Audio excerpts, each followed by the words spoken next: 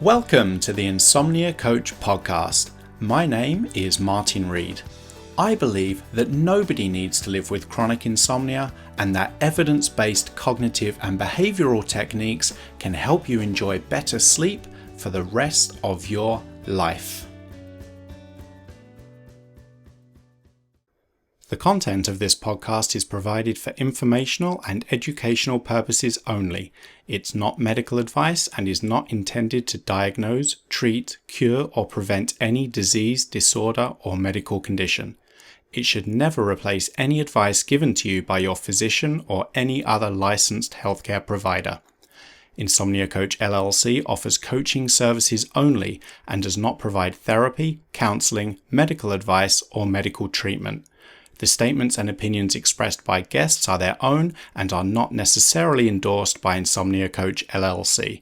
All content is provided as is and without warranties, either express or implied.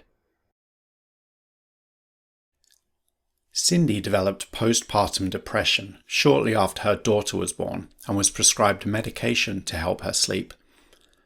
The medication seemed to work at first, but Cindy soon found that it wasn't helping, and this led to more anxiety and more sleep difficulties. Cindy thought that her brain was broken and started to implement lots of different safety behaviours in a bid to get her sleep back on track. After trying to eliminate all the possible causes for her insomnia, Cindy was continuing to find sleep difficult. Fortunately, Cindy realised that it was all the effort she was putting into sleep and all the behaviours she was implementing in a bid to protect her sleep and create perfect conditions for sleep that were keeping her insomnia alive. Cindy started to accept the possibility of nighttime wakefulness and the reality of nighttime wakefulness when it occurred. She took steps to make nighttime wakefulness more pleasant and took comfort in the fact that nights of less sleep build sleep drive and increase the likelihood of sleep on subsequent nights. Ultimately, Cindy stopped putting pressure on herself to sleep. She stopped striving for sleep. She stopped putting effort into sleep. She stopped trying to fight or avoid sleep-related anxiety. And she started to recognize that all the anxious thoughts produced by her brain were just that, thoughts, nothing more and nothing less. Today, Cindy doesn't take any sleep medication and she's sleeping well. Perhaps one of the biggest insights she shared is that she no longer uses sleep itself as a measure of her success. In Cindy's words, it's our relationship with sleep that is the true measure of success. A full transcript of this podcast and an accompanying video can be found at insomniacoach.com/podcast. Hi, Cindy. Thank you so much for taking the time out of your day to come onto the podcast. You're welcome. Thanks for having me here. It's great to have you on. I'm really excited for everything that we're going to be talking about. Let's start at the beginning. Can you just tell us a little bit about when your sleep problems first began and what you feel caused those initial issues with sleep? So it started when I had Fina in October last year, and I had a great pregnancy, a great birth. I felt really good. Fina was actually a pretty good baby.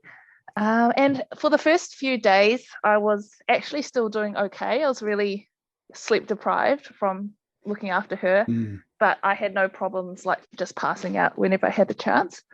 And then sort of around a couple of days in, I just remembered feeling really off, like really jittery and just feeling like I couldn't switch off. And now I think back, it was sort of probably the beginning of my postpartum depression, but I felt it as anxiety. And so it sort of built and built and built to the point where I couldn't sleep anyway. And then around 9 days postpartum, I had a really scary mental health crisis, where I think the cumulative effects of the sleep deprivation actually made me hallucinate, and I had this really scary I thought it was a psychotic episode. I'm not sure what it was, but I had this thing in my bed. I was lying in my bed trying to nap.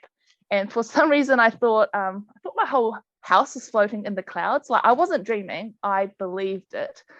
And I just remember thinking, oh no, like something's wrong with me, I need to get help. So then, anyway, long story short, the crisis team was called. They came in and then they looked at me and they said, well, you're not psychotic. And I was like, oh, thank goodness. And they said, but you really, really, really need to sleep, because, you know, sleep deprivation is torture and it can drive people crazy. You have to sleep. So let your mum look after your baby for the night. Here's some sleeping pills. Go and sleep for 8 hours and go. Mm-hmm. So I was very relieved. I just thought, oh, it's just sleep, like easy. You know, I'm super tired. And so that night was fine. I was knocked out for 8 hours and I felt good the next day. And then I noticed something over time. I started to notice that it was harder and harder to fall asleep at night, even though I knew my baby was with my mum. I knew that she was okay, and that they were giving me quetiapine for sleep, and I knew that the amount of quetiapine I was taking should be enough to knock me out. But I think there was one night where it didn't knock me out, and I was so freaked out. I thought, oh my gosh, like something is happening in my brain. Why can't I sleep even with these drugs?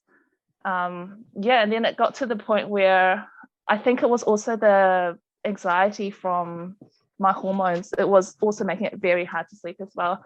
So yeah, it was pretty traumatizing. And it got to the point where Fina was actually sleeping quite well. Like, she would sleep, 4 or 5 hour blocks quite early on.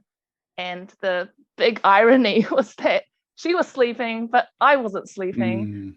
It was quite fun. So yeah, that's how it started. It started with a mental health crisis. Yeah. So do you feel that part of the problem was maybe you just weren't expecting sleep disruption, or maybe you were expecting some sleep disruption, but when it was combined with everything else that was going on, it just kind of made that whole reaction just like even more intense?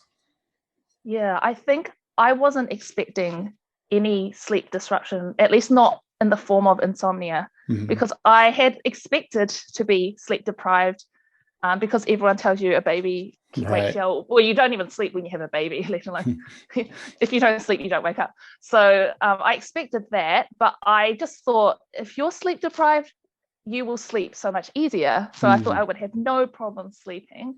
And I actually had no problem sleeping in the beginning when I was still feeling quite good. But I did not expect to be so wired.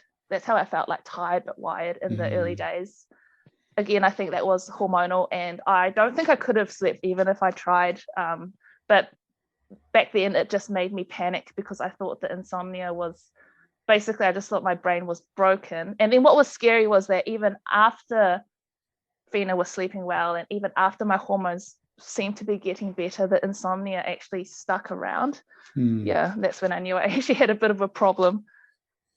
Yeah. So I think a lot of people listening to this are just going to identify with a lot of what you said, regardless of if they're new parents or not, especially that phrase you used where we can feel tired but wired. We really feel that strong sense of fatigue or sleepiness, but we're just so wired, it seems to be really difficult to sleep. So with that in mind, I think many people will probably also recognize that, well, there's a clear and obvious trigger for some sleep disruption here, the new baby. Most of the time when we experience some sleep disruption, our sleep just gets back on track all by itself once we've adapted to whatever that trigger is, or got used to it, or we've adapted. But in your case, it didn't. Like you said, Fina started to sleep well, but you were kind of still struggling, even though that wasn't the obvious trigger or the obvious factor now for that sleep disruption. So with that in mind, what do you think it was? Why do you think you continue to struggle with sleep, even when your daughter was clearly no longer the primary cause of that sleep disruption?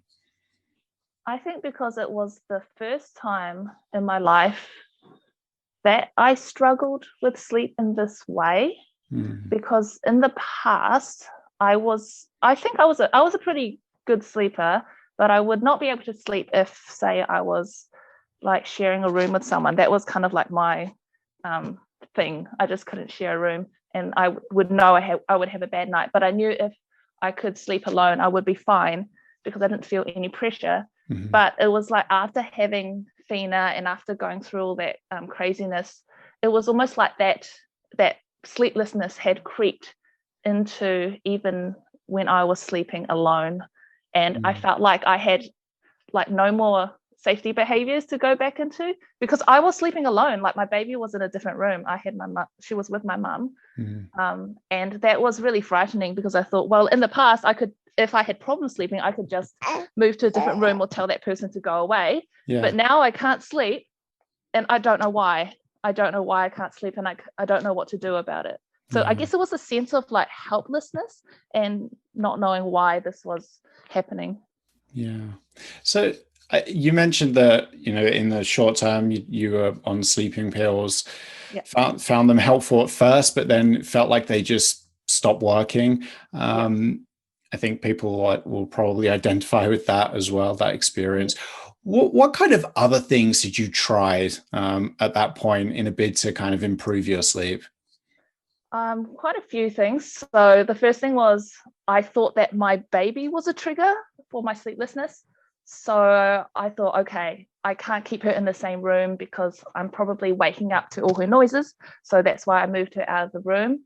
It was coming to summer when Fina was a newborn. So it was getting quite warm. And so I thought, okay, I read that, elevated body temperatures makes it harder to sleep. So I thought, okay, I'm going to sleep, drag my mattress downstairs under the aircon, blast it like at 20 degrees and try to sleep. I thought, there were loads of things. I thought, blue light is bad. Don't use your phone after dark. Don't even look at it. Don't even touch it. Don't even think about it. Don't drink tea, even though I water down my tea 5 times before I drink it. But don't drink tea because that bit of caffeine is going to keep you up for like 5 hours. So I tried to eliminate all the possible causes of sleeplessness, basically. Didn't work.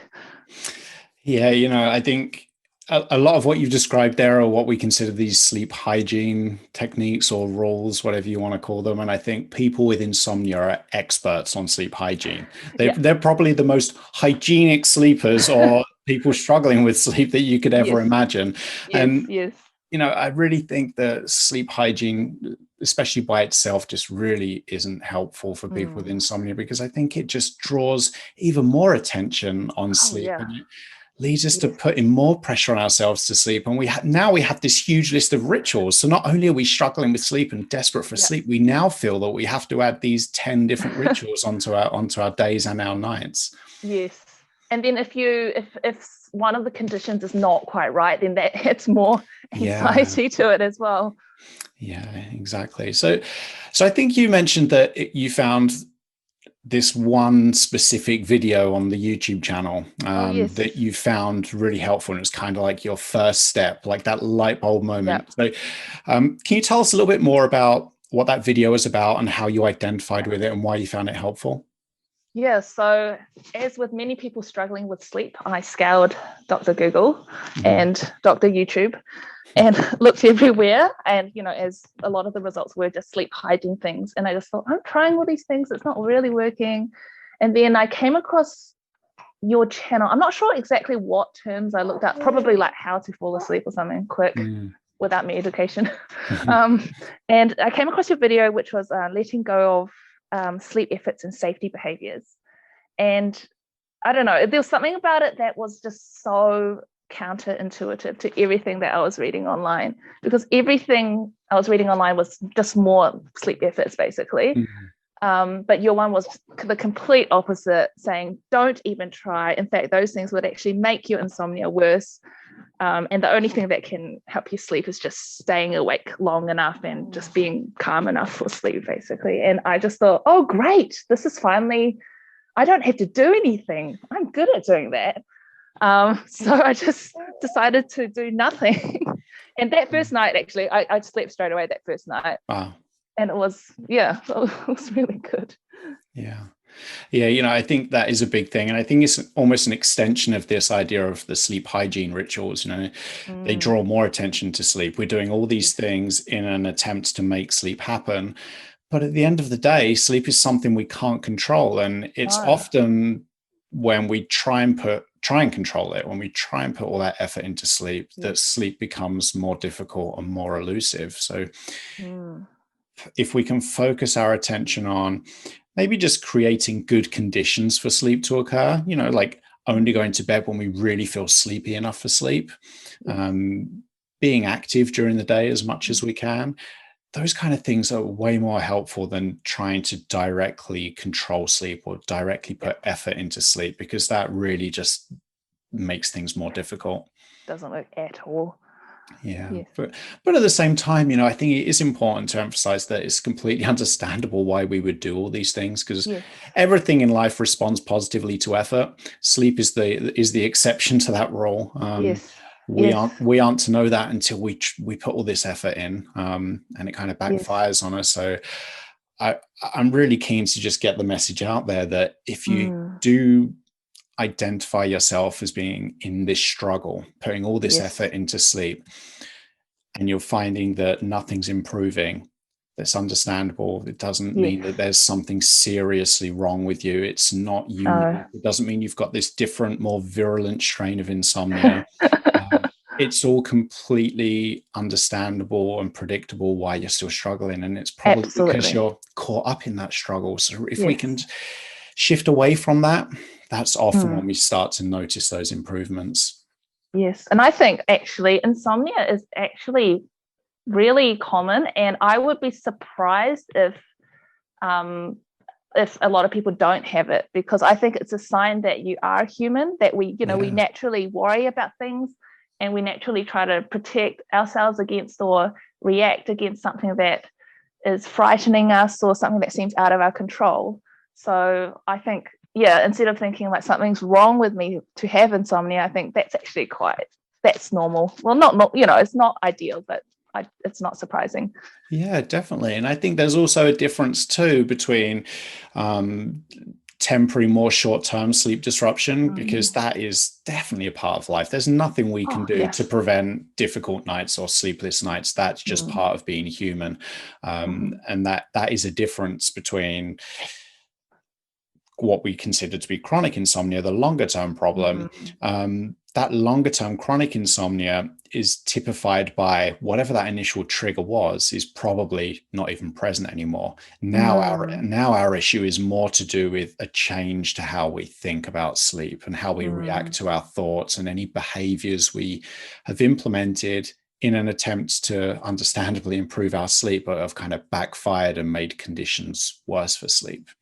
Yes. A common example would just be spending huge amounts of time in bed in a Yes. bid to generate more sleep, but really all we end up Yeah. doing is just generating more wakefulness. Yes. Yes. And I was doing a bit of that in the beginning because, when you have a child, sleep becomes more valuable than gold, which Yeah. there's your sleep pressure right there. And so whenever she slept at night, whether it's at 10 or at 9 or at 11, I'll be like, okay, right, it's time for me to go to bed and make the most of this. Yeah. But actually, normally, because I'm normally a night owl and I normally sleep at quite atrocious hours, like 1 or 2 or 3. Mm-hmm. So my circadian rhythm was already like not helping at the same time. Yeah. So, ha, one thing you touched on is you saw this video and it kind of clicked about this putting effort into sleep and safety behaviors, doing things to try and Mm. protect our sleep.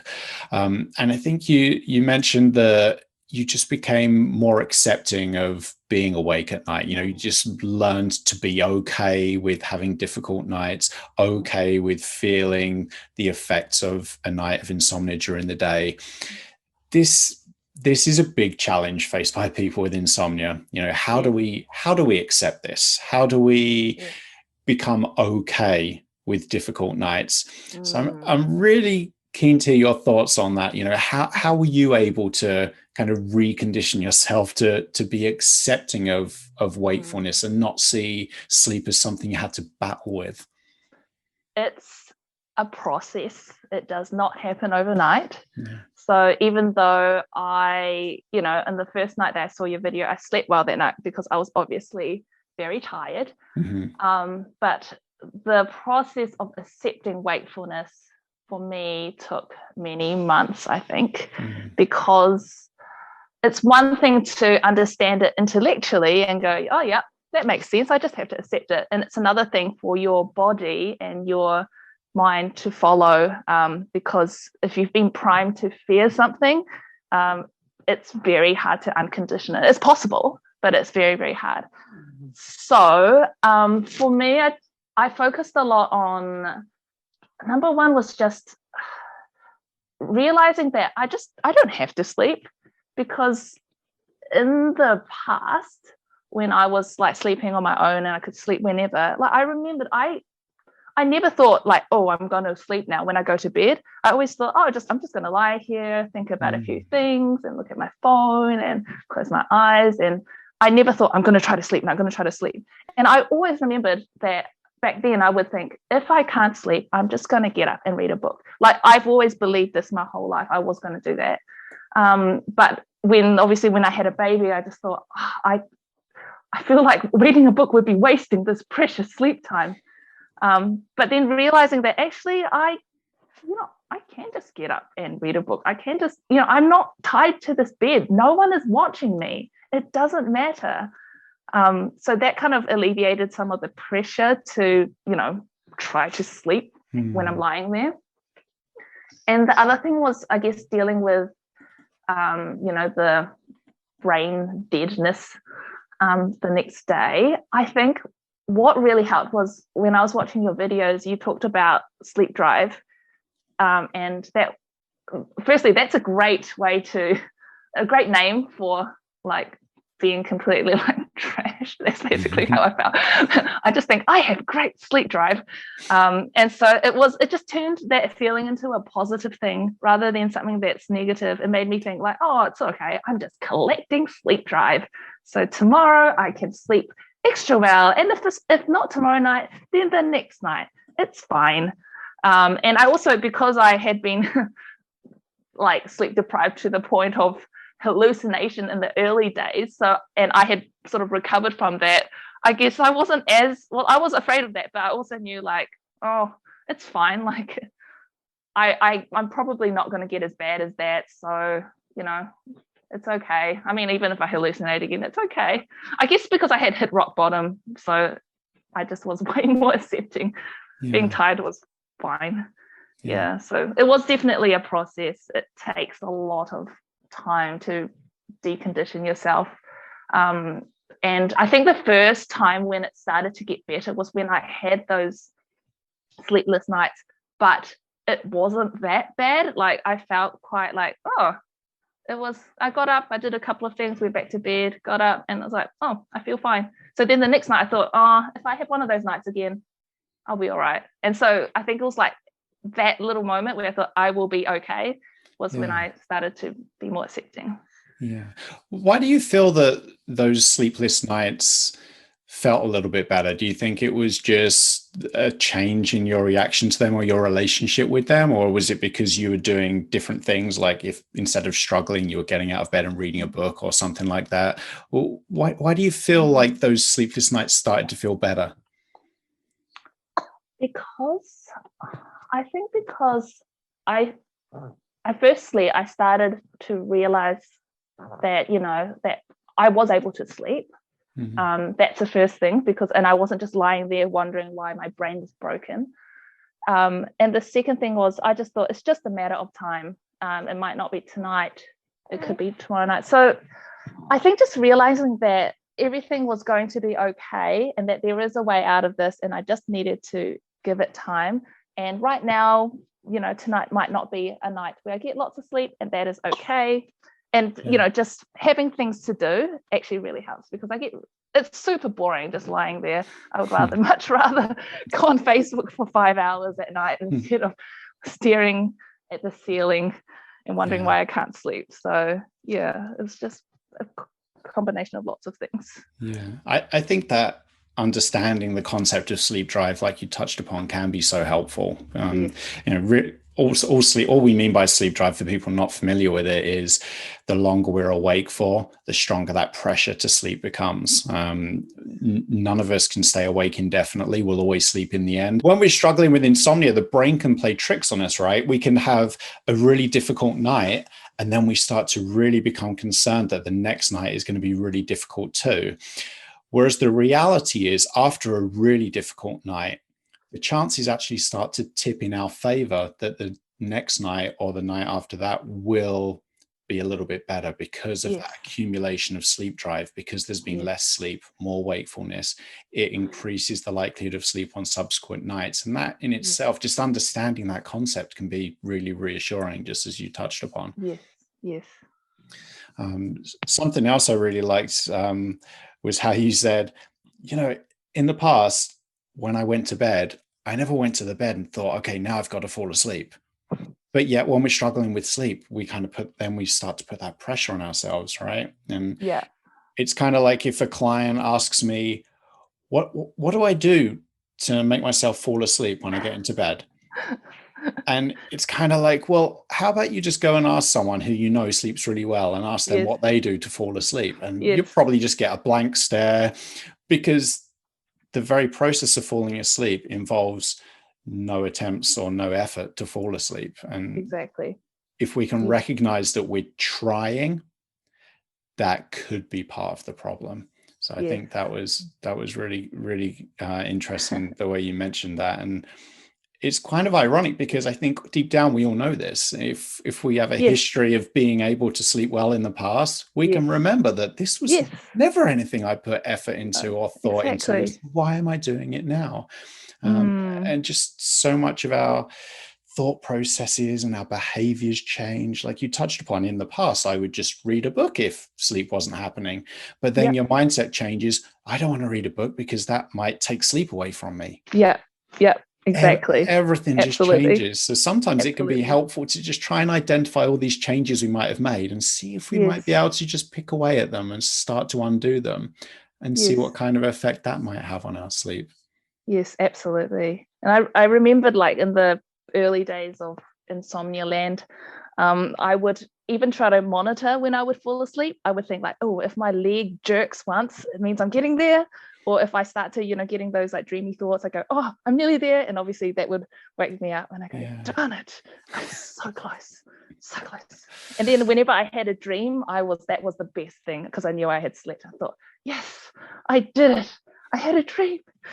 I noticed a few weeks ago, maybe more recently, you posted into the forum and you shared this really great analogy about sleep anxiety and how it relates to performance anxiety. You're a Yes. professional musician. Can you tell us a little bit more about that? Yes, it's great. So performance anxiety in musicians, or if you're doing public speaking, I think it's considered like the third biggest phobia in the world. Like something like more people like fear performing instead than death. I don't know. Don't quote me on this. It's very funny. But yes, performance anxiety it's very, very similar to sleep anxiety, because you feel this intense pressure to succeed in what you want to do on the stage. But that will generate anxiety, but often the anxiety will also inhibit your ability to do that very task. So it becomes this negative feedback loop, to the point where you just completely crash and burn on the stage. And then those bad experiences will also make you obsess about future performances. And so a lot of people think, oh, well, when I'm on stage, I'm just going to try harder so I don't make mistakes, or, try hard to focus. And that's very, very counterproductive, because it often leads you to fulfilling the prophecy. Yeah. So that's very similar to sleep anxiety, because the more you think, I am going to sleep so well tonight, I'm going to try so hard, I'm going to have all these things ready, my sleeping pills and my perfect blanket, my lucky socks, I Mm. don't know, the temperature set at the perfect degree, and I don't know, my melatonin and all sorts. And then Yeah. I'm going to sleep. And then obviously the harder you try, then you are not going to sleep, and it sort of all goes down from there. So Yeah. yeah, and the thing with like when I'm coaching my piano students to get through like performance anxiety, I say to them, like, don't worry about making a perfect performance, because that's actually nearly impossible actually. Like, yes, you can prepare for it, but in the actual day, you really can't control anything really. You almost have to just expect the unexpected, and you go in there and just play your heart out, play your music. You have to be prepared for anything to happen, and you will have to know that you will be okay regardless of even the worst catastrophe. So I guess if you take that analogy to sleeplessness or sleep anxiety, the only way to sleep well is to know that you will be okay even in the worst catastrophe, which I guess is having 0 hours that night and tossing and turning and feeling anxious and feeling horrible. You will still be okay even when that happens, in the worst case scenario.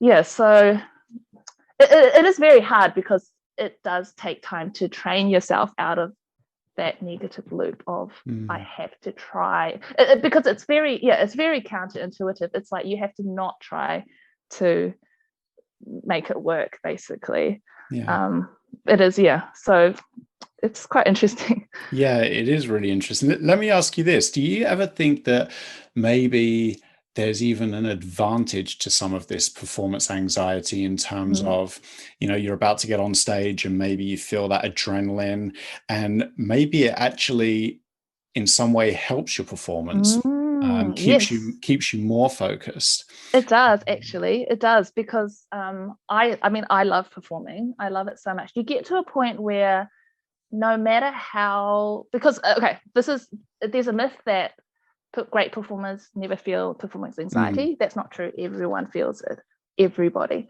But you get to a point where you feel the performance anxiety, and it doesn't affect how well you play. I know that I could be, vomiting backstage with nerves, and, having all these catastrophic thoughts of, what if I make a mistake and I can't recover from it? I could be, having all those thoughts, but I know that the moment I walk onto the stage, despite having all these physical reactions and the thoughts and everything, and slippery fingers and racing heart and blah, blah, I know that I can still deliver the best performance. And actually, the reason why I've been able to do that is because I have practiced performing under those conditions. And I love performing. And now when I feel the anxiety or whatever it is, performance anxiety, I feel pretty excited, because I know it's like, oh, it's my time to perform. Yeah, absolutely. Yeah. The reason why I asked you that is because I think we have this belief that anxiety is bad, like all anxiety is bad and it must be avoided at all costs. And often that's when we can get caught up in it. So Yes. I'm definitely not suggesting that performance anxiety is something we should strive for in the field when we're trying to sleep. Definitely not. No. But what I'm trying to get at is it's okay and it's understandable to experience anxiety. Absolutely. And just like you touched upon, it really is if how we get caught up in anxiety or how we respond to anxiety is really just down to our reaction to the thoughts we have that generate that anxiety. Absolutely. And it can be so helpful to recognize that thoughts and anxiety can definitely make us feel uncomfortable, but they're not a danger to us. And we don't have to try and fight them or avoid them or suppress them. If we can just get to a place where we can acknowledge that these thoughts are thoughts, our brain is hardwired to generate thoughts. Yeah. Often it can be another way that we kind of eliminate this struggle and this kind of battle with it internally, when we find our mind racing and all that effort that goes into suppressing or challenging or doing anything with thoughts. The truth is we don't have to react to them, because they are just thoughts. Absolutely. And that's one thing that I learned a lot about as well, that our thoughts are just thoughts. Our brain is trying its best to protect us, but sometimes it has what I call an allergic reaction, which is reacting to something that's actually not dangerous. And the best way is just to let it sort of freak out a little bit, and just go, cool, but I'm not going to change any of my behavior to, face this threat that doesn't exist in real life. Because otherwise your anxiety will start to target itself, because it can't really find anything else to target. So it will start picking on itself. And that's when you get into a real bad loop, because then you start to fear the fear, and then which will generate more fear. So I guess I read somewhere that it was a really good quote. It said, like, people with anxiety disorders, that anxiety is like discomfort but not danger.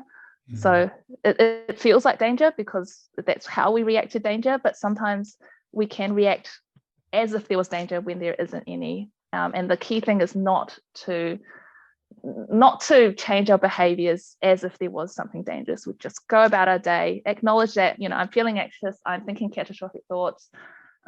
Cool, I'll just do my thing. Yeah, I think you made a great point there as well, where you say often the fear becomes the fear. Like, we are fearful of experiencing fear. And I think the challenge is the brain just cannot separate real threats.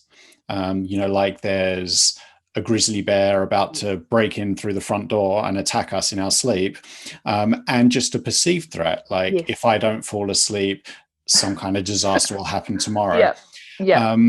So the body will react the same, regardless of whether it's a real threat or a perceived threat. And then if we try to push that thought away, we try and suppress that thought, then I think the brain can be like, oh, wow, you're trying to suppress this thought. It must be real. It must be really serious. We need to try this. We need to think about it more. And it just ramps up that intensity. And that's when we can really get caught up in our thoughts. Yes, absolutely. Especially the thought of, because this is I guess the most common thought of an insomniac, which is, what if I don't sleep ever again? Or what if my insomnia comes back? Or what if? It's always the what ifs. And like these days, if I think these thoughts, I just laugh at it, because I don't believe it. It's like the same as saying, like, what if I walked outside and I don't know, an alien abducted me? Right. Well, okay, something like kind of ridiculous. And I just go, is that something I should be worrying about? Like, oh, nah. So if my brain starts thinking, what if you don't sleep tonight? I just go, I don't know. You tell me. It's fine. Everything's all right. Yeah, it's just listening, like hearing the thought, but just shrugging it off. Yeah. And I think it can be helpful too to just recognize that the brain is always going to want to focus on or think about the worst possible outcome.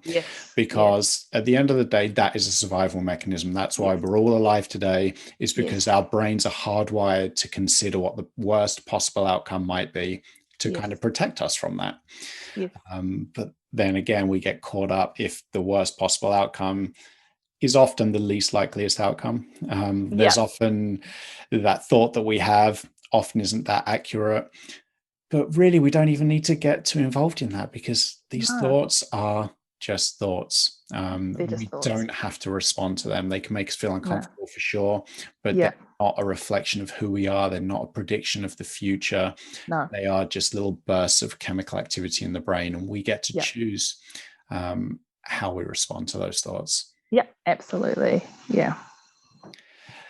So we've really focused on the thought processing side of things, and you kind of touched upon, trying not to allow our thoughts to control our behaviors. So kind of extending on from that, on the behavioral side of things, were there any changes you made to your behaviors in terms of when you went to bed or when you got out of bed?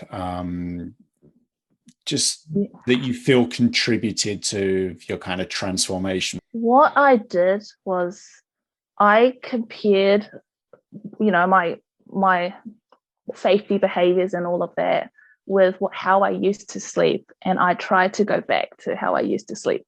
I mean, I used to sleep atrociously, but not because of insomnia, because I just didn't. I used to love being awake, and I would just think, oh, stay up late and watch shows, and okay, fine, I'll go to sleep. Oh, boring. So I used to find sleep boring, and I used to love being awake. Whereas on the flip side, when I struggled with sleep, I found, sleep was amazing, and I hated being awake. So it was more about like thinking, okay, well, what did I used to do, which was basically like nothing, to go to sleep, and doing more of that. So one of the things I used to do for me, which is not recommended for other people, but I like to lie in bed awake purposefully. I know they say don't do that because it's not good, but for me, because that's what I used to do, I used to just lie in bed and go on my phone and just relax and just feel like bed is a safe place to be. You don't have to sleep. You can just lie there. That's fine. So yes, I did that. I also did a lot of things that kind of like broke my mental barriers about how I thought I should sleep. So for example, like I mentioned how I thought I couldn't sleep in a hot room. Well, one night I just thought, you know what, I'm going to sleep bad even if I slept in like a cold room. So I'm just going to try and sleep in a hot room tonight.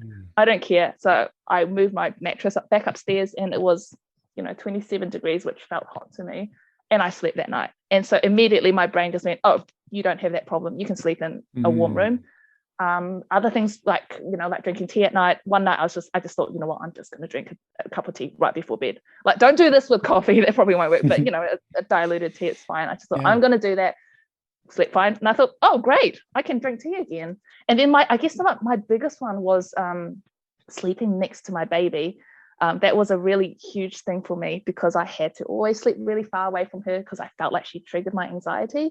But one night when I was feeding her in bed, I fell asleep with her. Again, not recommended for safe sleep guidelines. So one night I fell asleep with my baby next to me in bed, and that was amazing because I realized I had no problem sleeping with my baby next to me. So basically everything I thought I couldn't do, I couldn't sleep next to my baby, couldn't sleep in a hot room, So all those safety behaviors, I broke all of them. And it just made me, and that was so big, it just made me realize, oh, the only thing that will make me sleep is being awake, being tired. Yeah. And so now, like when I comparing my behavior now, when I go to bed, like I have no sleep hygiene behaviors whatsoever. I do everything opposite of what people say you should do when you go to bed. Use your phone, go to bed really late. I nap as well. I love napping. I nap like hours a day. It doesn't affect my night sleep because I don't force myself to sleep. If I know I napped like 3 hours in a day, then I just think, oh, I'm probably not gonna sleep till like 2 or something, so I just stay awake a bit longer. So I think it's just doing the opposite of what your anxiety is telling you, and that really changed how I saw my ability to sleep. That's great. I think first and foremost, you deserve a lot of credit just for giving yourself the opportunity to test all those safety behaviors and all those kind of rituals just to see if they really were helpful or if they weren't helpful, if you could still sleep in a hot room, or if the room had to be a certain temperature. Because just kind of tackling that or running an experiment, just testing those beliefs, sometimes then you have to deal with that fear of, oh, what if I'm setting myself up now for a difficult night? So I think you have to be willing to experience some difficult nights when you give yourself that opportunity to test these beliefs and these behaviors. And sometimes too, that first night or those first few nights, maybe you will struggle because maybe you're paying attention to monitor for the effect of the change that you've made. So it might take a little while. But from your experience, did you find that, the first time you tried to sleep in a hot room, or the first time you drank tea, or the first time you tried to sleep with your daughter, like you slept well, or did it take a few times, a few attempts? I think for me, I was lucky because a lot of it happened accidentally. So, for example, the hot room, baby next to me, one happened at the same time, and also the nightlight was on. I have actually never slept in a room with any kind of lighting, and so that actually broke an old safety behavior from even pre-insomnia. Wow. And so I thought, oh wow, I can sleep with the nightlight on. And so yeah, so a lot of them happened accidentally, which was really helpful. And then so once it happened accidentally, I thought, okay, I'm gonna drink some tea tonight. I knew the tea wouldn't actually harm me because I've been drinking tea at night for years.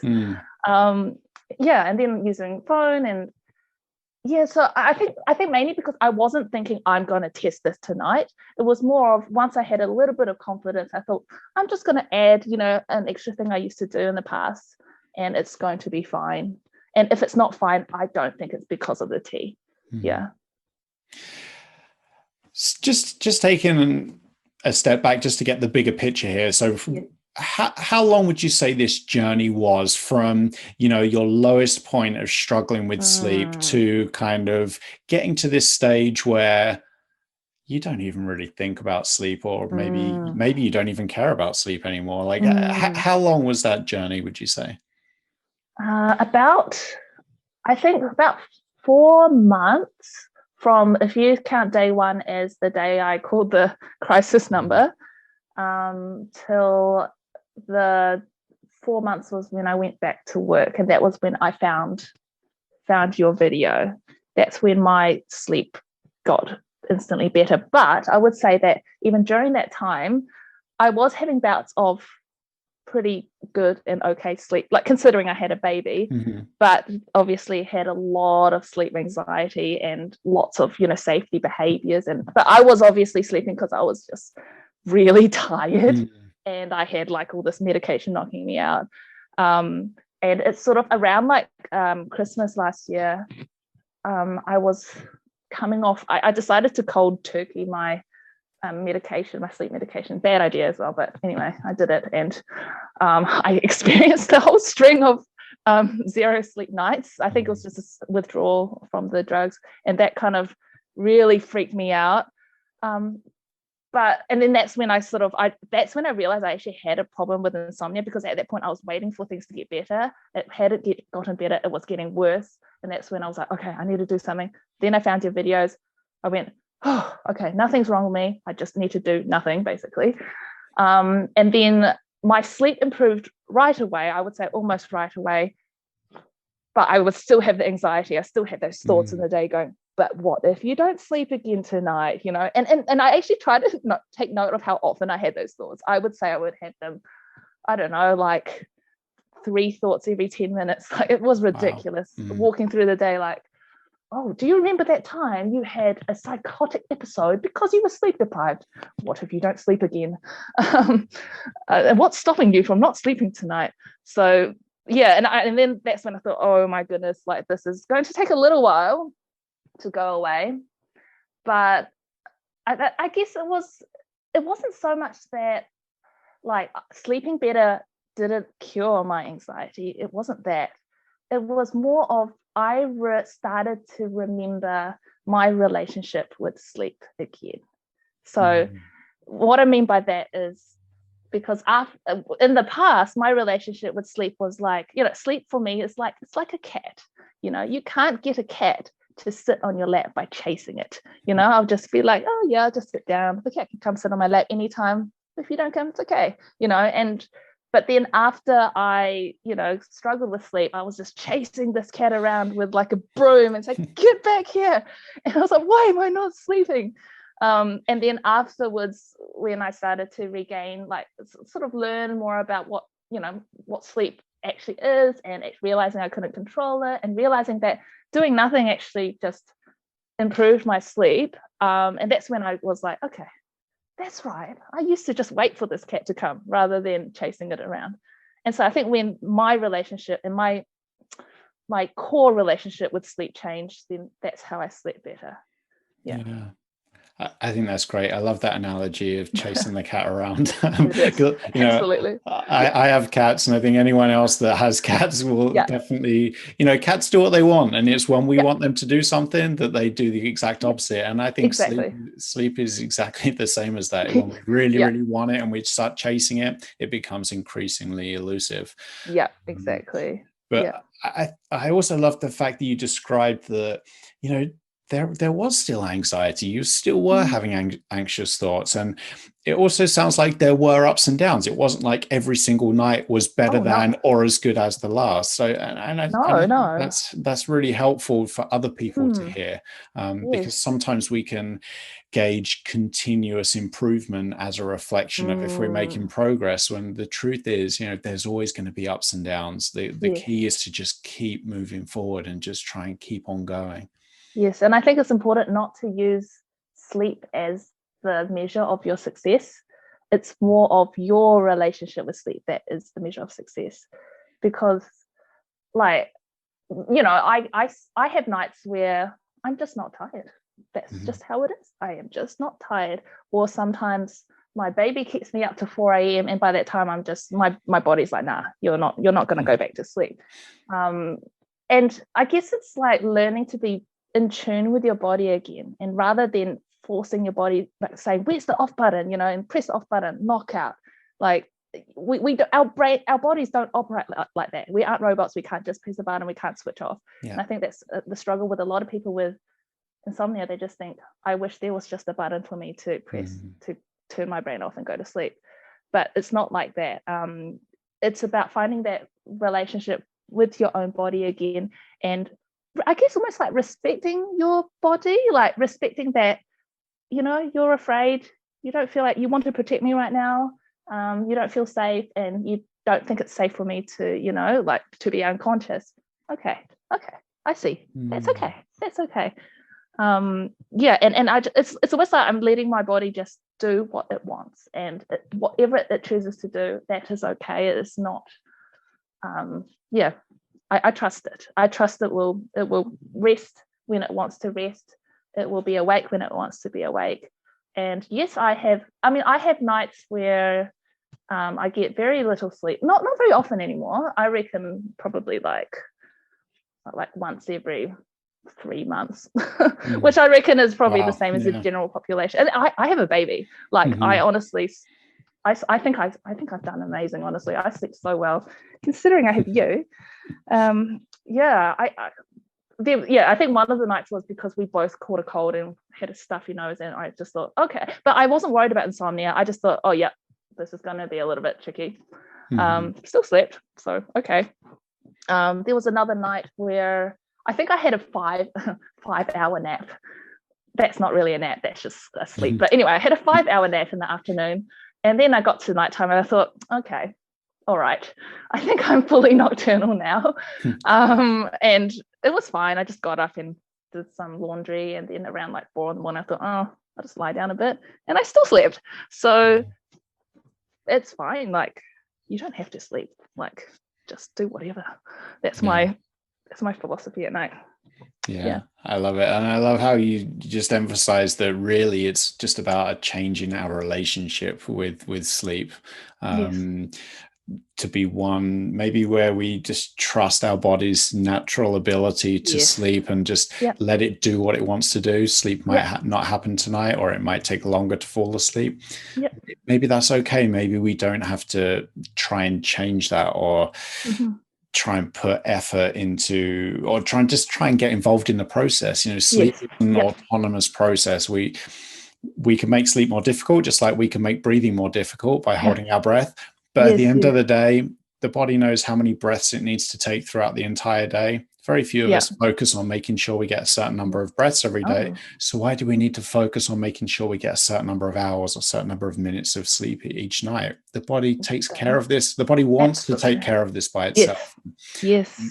Moving towards a place there where we can just be a bit more trusting, change our relationship with sleep I think that's the key to long-term success and really putting insomnia behind you for good. Yes, absolutely. I was talking to a friend recently, and she was mentioning how when women go through menopause, they often go through insomnia, and because she's going through sleep disruption at the moment, and I'm kind of coaching her through it, and we both laughed and we said, oh, we're fine. We're all set for menopause insomnia, because what we're going through now is just going to set us up to be bulletproof in the future. So I'm not worried about that. Absolutely. I think that's great. Well, Cindy, I think I think this has been a great conversation. I really appreciate you taking the time to come on, especially with the little one there, who's been really well behaved. Yes. She's doing great. That's so cute. Yeah. I do just have one last question, which is a question that I ask everyone who comes on, just as a way of finishing off the discussion. So I'd like to ask you that question too. And the question is this: if someone with chronic insomnia is listening and they feel as though they've tried everything, that they're beyond help, and that they can't do anything to improve their sleep, what would you tell them? The first thing I would say is, I feel for you. It is so hard. It is hell. People do not understand how hard it is because they think, how hard is it just to sleep? It's a first world problem. Maybe it is. So the first thing I'll say is, I really, really feel for you. It is absolutely horrible, and it can really bring you down to the worst, mental state ever. But the second thing is that you will be okay. Your insomnia is not special. You will, your brain is not broken. You can sleep. You will sleep because your body is programmed to sleep. And yeah, you will absolutely sleep. It is not an easy journey. It does take a lot of time because, again, the fear response in the body is very, very strong. That's why we are alive. It will take a lot of time and a lot of patience from you, and you will have lots of ups and downs, and yeah, it is a process but once you've gone through it, you will realize that, if you can conquer this, you can conquer absolutely anything, absolutely anything, because insomnia is so hard. People don't realize it. People who don't have it don't get it. So I always love talking with people who had insomnia, because we can always joke about it. And I say, hey, welcome to insomnia land. How many 0-hour nights have you had?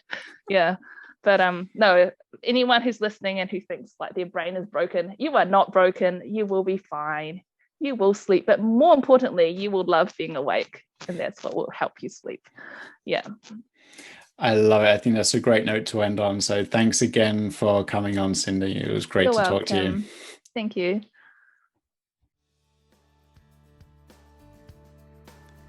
Thanks for listening to the Insomnia Coach podcast. If you're ready to implement evidence-based cognitive and behavioral techniques to improve your sleep, but think you might need some additional support and guidance, I would love to help. There are 2 ways we can work together. First, you can get my online coaching course. This is the most popular option. My course combines sleep education with individualized coaching and is guaranteed to improve your sleep. You will learn new ways of thinking about sleep and implement better sleep habits over a period of 8 weeks. This gives you time to build sleep confidence and notice results without feeling overwhelmed. You can get the course and start right now at insomniacoach.com/online. I also offer a phone coaching package where we start with a 1-hour call. This can be voice only or video, your choice, and we come up with an initial 2-week plan that will have you implementing cognitive and behavioral techniques that will lead to long-term improvements in your sleep. You get unlimited email-based support and guidance for 2 weeks after the call, along with a half-hour follow-up call at the end of the 2 weeks. You can book the phone coaching package at insomniacoach.com/phone. I hope you enjoyed this episode of the Insomnia Coach podcast. I'm Martin Reed, and as always, I'd like to leave you with this important reminder. You can sleep.